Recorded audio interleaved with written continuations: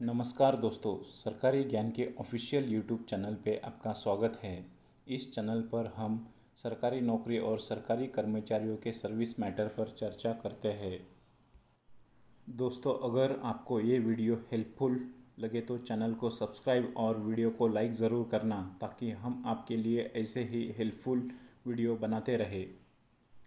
दोस्तों, अगर आप नए सरकारी कर्मचारी हैं तो नए सरकारी कर्मचारियों के लिए एलटीसी रूल जानना और समझना चाहते हो तो ये वीडियो आखिर तक देखना। दोस्तों, डीओपीटी के ऑफिस मेमोरेंडम दिनांक 26 सितंबर 2014 के अनुसार नए सरकारी कर्मचारियों के लिए एलटीसी रूल्स को क्लैरिफाई किया गया है।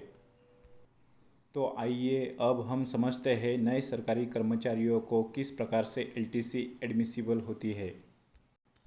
दोस्तों, नए सरकारी कर्मचारियों को 4 साल के 2 एलटीसी ब्लॉक एडमिसिबल होते हैं।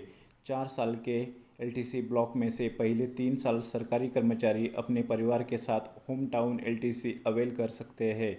चौथे साल सरकारी कर्मचारी अदर दैन होम टाउन या एनी प्लेस इन इंडिया की एलटीसी ले सकते हैं। 4 साल के 2 एलटीसी ब्लॉक की गणना कैसे होती है? दोस्तों, नए सरकारी कर्मचारियों के इनिशियल जॉइनिंग डेट के बाद 1 साल रेगुलर सर्विस के बाद 4 साल के 2 एलटीसी ब्लॉक सरकारी कर्मचारियों को एडमिसिबल होते हैं। दोस्तों, 4 साल के 2 एलटीसी ब्लॉक सरकारी कर्मचारियों के पर्सनल होते हैं। 8 साल के एलटीसी के बाद सरकारी कर्मचारी को रेगुलर एलटीसी ब्लॉक एडमिसिबल होते हैं। पूरे साल भर अगर एलटीसी अवेल नहीं किया तो क्या होता है? क्या नए सरकारी कर्मचारियों को एलटीसी कैरी फॉरवर्ड होता है? चूँकि नए सरकारी कर्मचारियों के सर्विस के पहले 8 साल हर साल एलटीसी एडमिसिबल होती है, तो साल भर में एलटीसी अवेल नहीं किया तो एलटीसी कैरी फॉरवर्ड नहीं होती। 8 साल कंप्लीशन के बाद एलटीसी एंटाइटलमेंट क्या होता है? अगर सरकारी कर्मचारियों के एलटीसी के 8 साल रेगुलर एलटीसी के 2 साल के दूसरे ब्लॉक के शुरुआत में ख़त्म होते हैं तो सरकारी कर्मचारी रेगुलर एलटीसी ब्लॉक के 2 साल के दूसरे ब्लॉक में सिर्फ होम टाउन एलटीसी ले सकते हैं। अगर सरकारी कर्मचारी ने 8 साल में एनी प्लेस ऑफ इंडिया की एलटीसी लिया है तो अगर सरकारी कर्मचारियों के एलटीसी के 8 साल रेगुलर एलटीसी के 2 साल के दूसरे एलटीसी ब्लॉक के बीच में ख़त्म होते हैं तो सरकारी कर्मचारी को रेगुलर एलटीसी ब्लॉक के 2 साल के दूसरे ब्लॉक में एलटीसी अवेल नहीं कर सकते। अगर सरकारी कर्मचारी के एलटीसी के 8 साल 4 साल के रेगुलर एलटीसी ब्लॉक की शुरुआत में ख़त्म होते हैं तो सरकारी कर्मचारी को पूरे 4 साल के रेगुलर एलटीसी ब्लॉक एडमिसिबल होंगे। 31 दिसंबर को ज्वाइन होने वाले सरकारी कर्मचारी को एलटीसी कैसे एडमिसिबल होगी? दोस्तों, नए सरकारी कर्मचारी को एलटीसी सर्विस के 1 साल बाद एडमिसिबल होती है। जो सरकारी कर्मचारी 31 दिसंबर को ज्वाइन होते हैं उसे अगले साल 31 दिसंबर को होम टाउन एलटीसी एडमिसिबल होती है। इसका डिटेल हम आगे उदाहरण 3 में समझेंगे।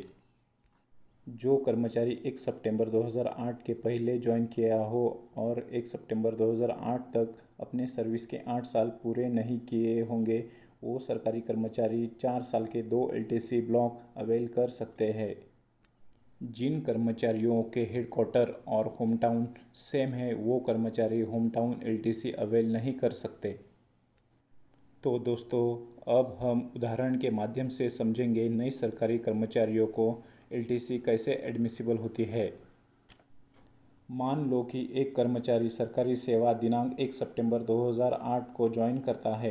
एलटीसी रूल के हिसाब से वो कर्मचारी दिनांक 1 सितंबर 2009 से एलटीसी अवेल कर सकता है।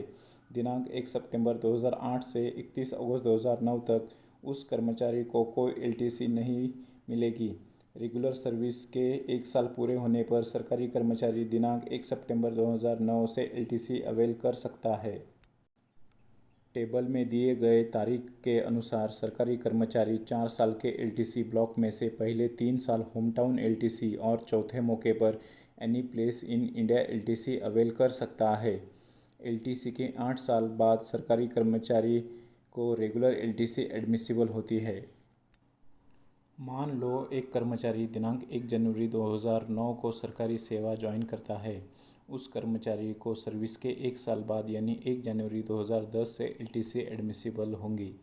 मान लो एक कर्मचारी 31 दिसंबर 2011 को सरकारी सेवा ज्वाइन करता है।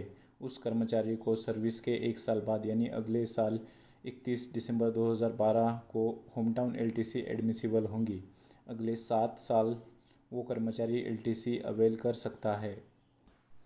दोस्तों, अगर ये वीडियो आपको हेल्पफुल लगे तो चैनल को सब्सक्राइब ज़रूर करना। ऐसे ही सरकारी कर्मचारियों के सर्विस मैटर से जुड़े वीडियो हम आपके लिए लाते रहेंगे। धन्यवाद दोस्तों।